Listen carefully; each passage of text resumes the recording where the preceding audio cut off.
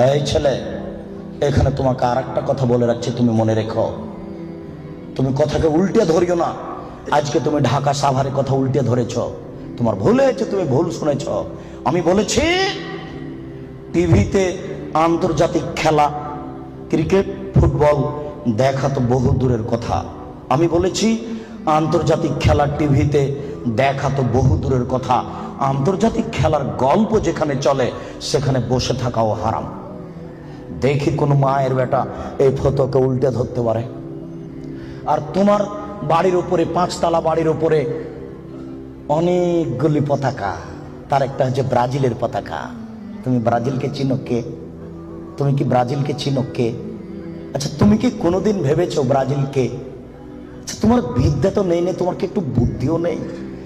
তুমি কি মানুষই নও? রাজশাহী চাঁপাইনবাবগঞ্জের ভাষাতে তুমি কি অমানুষ? তোমার ভিতরে কি কোনো মানবতাই নেই? ওরা ইহুদি, ওরা খ্রিস্টান, ওরা ইহুদি, ওরা খ্রিস্টান। শোনো, যদি তারা শোনে যে তুমি পায়খানায় পড়ে গেছ তাহলে অট্টহাসি দিবে, আর যদি তোমাকে পাশে পাই তাহলে তোমার মাথার উপরে লাথি মারবে, আর যদি তোমাকে পাশে পাই তাহলে আরো 3 বালতি পায়খানা তোমার মাথার উপরে দিয়ে দেবে। বলো দেখি ওরা কারা? ওরা ইহুদি, ওরা খ্রিস্টান, ওরা জন্মসূত্রেই তোমার শত্রু। ওরা বলছে তোমার নবী ভুয়া, মুহাম্মদ সাল্লাল্লাহু আলাইহি ওয়াসাল্লাম ভুয়া নবী। নবী হলে আমাদের মধ্যে থেকে হবে কেন? ইব্রাহিম আমাদের, সুলাইমান আমাদের, দাউদ আমাদের, মুসা আমাদের, ঈসা আমাদের, ইয়াকুব আমাদের, ইউসুফ আমাদের, সব নবী আমাদের।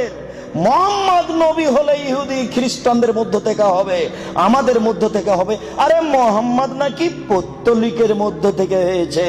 ছি ছি ছি ছি ছি, এ কেন নবী হবে? ছি ছি ছি ছি ছি, এ ভুয়া নবী।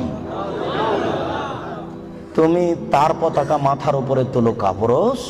তোমার বিদ্যাকে আমি কবর দিতে এসেছি, তুমি মনে রেখো তোমার আমি কিছু না কিছু উপকার করবই করবো ইনশাআল্লাহ।